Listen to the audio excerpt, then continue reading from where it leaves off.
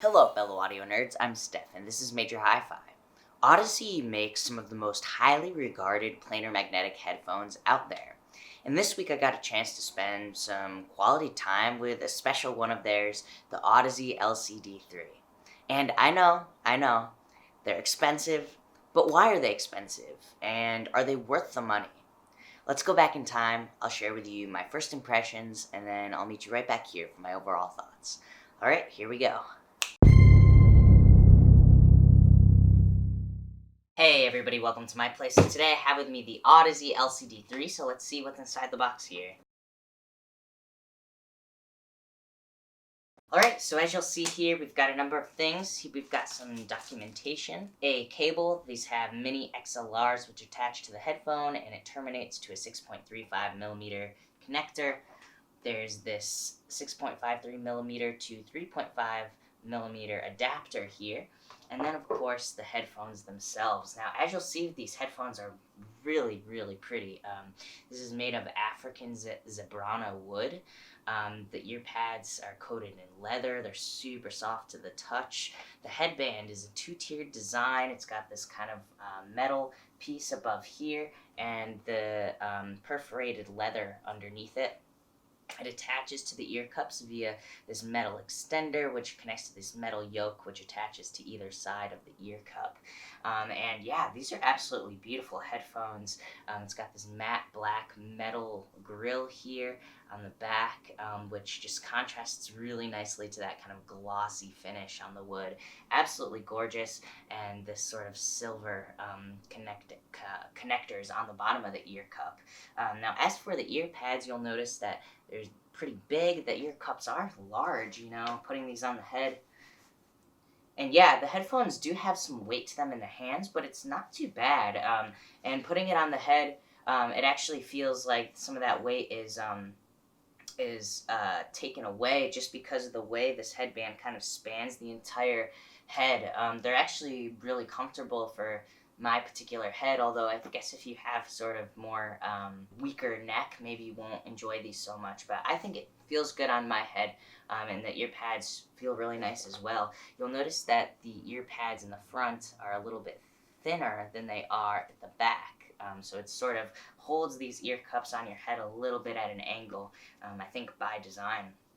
Inside, there are planar magnetic drivers, as Audeze is well known for, and it uses Audeze's phaser technology to kind of help make sure the phase coherence is all kosher and good. And also the magnets inside here are neodymium, I think it's pronounced, N50 magnets in a proprietary magnet array. And the idea behind this is that they could actually get more sort of like power behind the headphones without using as many magnets. So it sort of like helps to lower the weight of these, but also just give you more power, make the headphones more efficient, in other words. And of course, there's a really thin, ultra thin diaphragm in here, like some of the other Audeze headphones. I'm super excited to give these a listen because I love Audeze a lot. I do want to quickly talk about the cable, though. You'll see the cable here. It's a braided cable. Each side has two individually insulated conductors, which then meet in the middle and braid all the way down to the 6.35mm connector here. Now, this is made of OCC copper, and the gauge of the wire is intentional. Audeze says that this helps to lower the impedance, and it also gives you high frequency extension and allows for some more current to go through these. So I'm super excited to give them a listen. Alright, I was just listening to the song Normal by Conor Oberst and the Mystic Valley Band. Now, the kick definitely had a nice sense of extension to it. It just felt really, nice and big and had great separation from the rest of the frequency spectrum, the bass included in the song. And it also just seemed to have lots of autonomy, like it moved really quickly, like it just had its own kind of spaciousness around it. And I also enjoyed there was like a little bit of a boost higher up in the frequency in the low frequencies, which really gave the kick just this powerful kind of like punchiness, this really pretty and warm feeling of punchiness that kind of elevated the kick in the mix a little bit. Yet I could still hear overtones in the room. I still had a sense for the harmonic complexity in the low end. It just sort of kind of had a weighted feeling to it, one that kind of pushed it forward and gave it extra punch.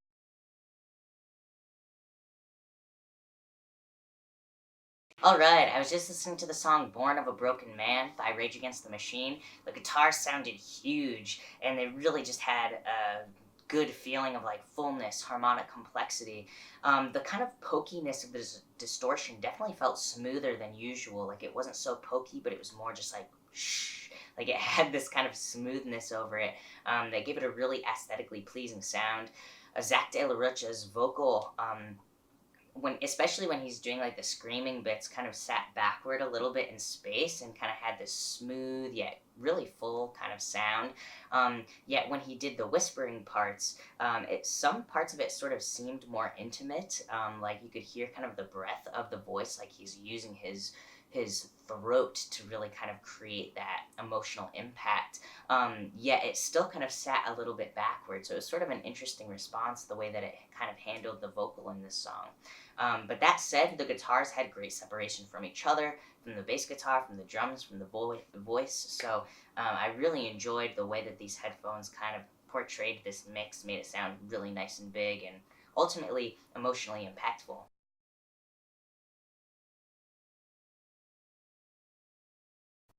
All right, I was just listening to the song Fever by Ray Charles featuring Natalie Cole. Now, the finger snaps, the snare, brushes, the hand drum all had really nice presence and detail. The voices both sounded super airy and really gorgeous, actually. I could really hear a lot of the texture in the throat, but they also had that kind of breath that just made it really pretty sounding. And then as for the cymbals, they had really nice sustain. It felt harmonically complex, but it definitely felt like it was weighted, like there's sort of this lift to them that was really pretty and sort of made those cymbals feel really high in space. Just gave it this kind of overall breathiness and airiness that was really nice.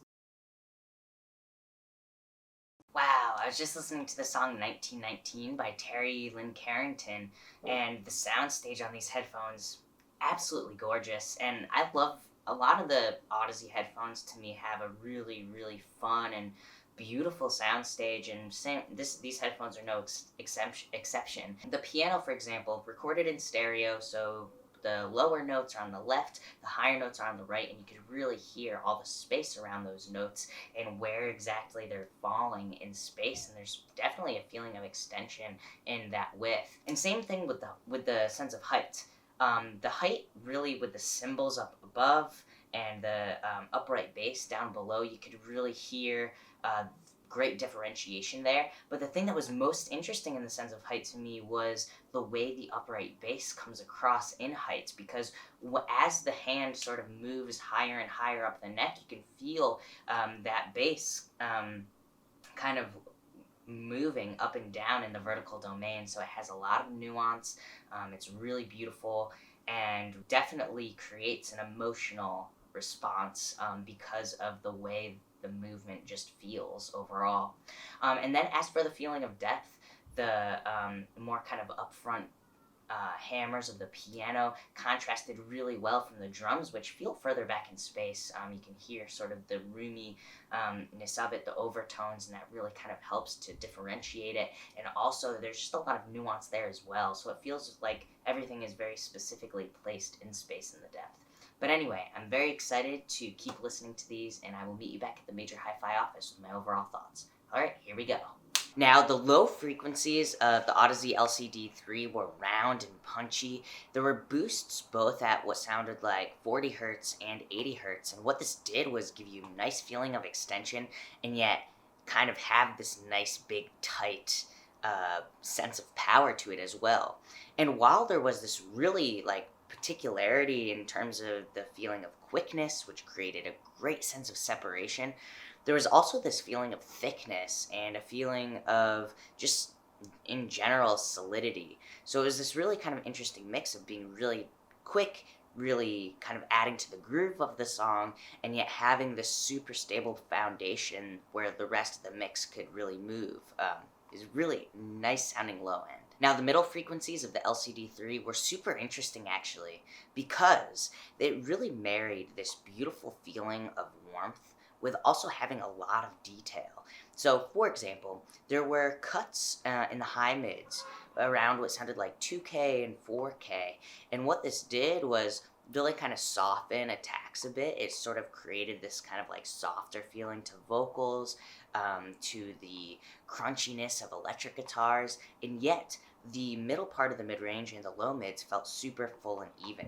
So all of those instruments sound super harmonically complex, have a sense of thickness, and yet also have great separation from each other.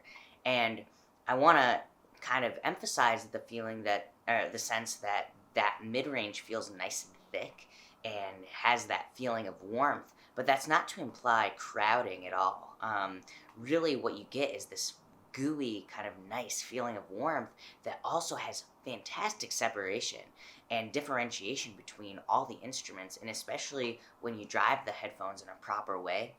Yeah, absolutely gorgeous sounding in the mid-range because you get all of that nice kind of aesthetically pleasing kind of smoothness, while also having all the detail that you want to really get the emotional impact from it. Now, the high frequencies of the LCD-3 actually have kind of this similar feeling as the mid-range frequencies, and the reason is because there is a boost around 6 kilohertz, and this brings more presence to the actual sound signature of the headphones. So when I sort of mentioned how vocals, attacks kind of were softened by the way the high mids kind of sat, some of that was brought back to life with this low treble boost around 6 kilohertz. However, that was followed immediately by a cut around 7K, and what this does is just create this smoother sort of feel. So there's presence, but it's not harsh at all, and it kind of sits back a little bit. There's sort of that relaxed thing.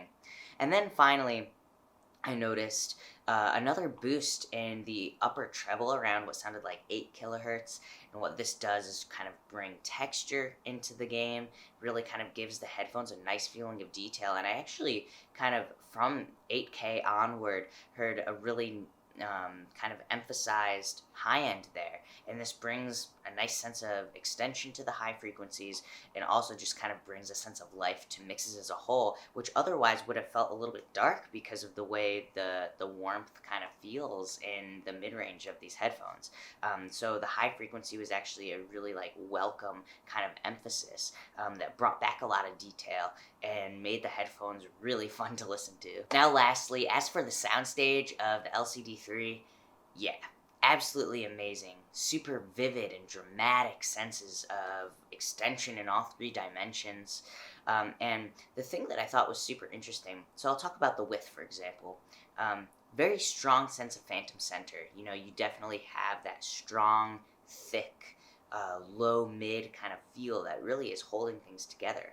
However, the thing that I thought was so interesting is that the placement of all the notes going outward, driving outward from the ear, had this sense of particularity to them. Like they each kind of placement was so particular and had such kind of gravity to their individual notes that it just felt like this very sure, very stable, very and yet still very extended kind of feel. So a very well done feeling of width, and I actually had the same experience in that sense of depth and in that sense of height. With the depth, there was really, really great contrast between the instruments that were sitting further back in space and those that felt more intimate, and they were able to be intimate then because of the way the high frequencies kind of sat. And then as for the feeling of height, the extension in the high frequencies and that extension in the lows with that sub boost down there really kind of created this nice tall image of the sound that was maybe weighed down a little bit because of the thickness of the mid-range, but ultimately just had a lot of detail and really good differentiation between all the notes. Overall, the Audeze LCD-3 has a warm, just overall gorgeous sound signature. Absolutely very aesthetically pleasing, and yet is able to maintain that feeling of rich, harmonic complexity that really kind of helps to bring things to life. And additionally, the quickness of the headphones really helps to make it a very emotionally impactful headphone, one that I think a lot of you will really, really enjoy because of just the liveliness of it, and then that really kind of just beautiful sound signature. Thank you so much for watching.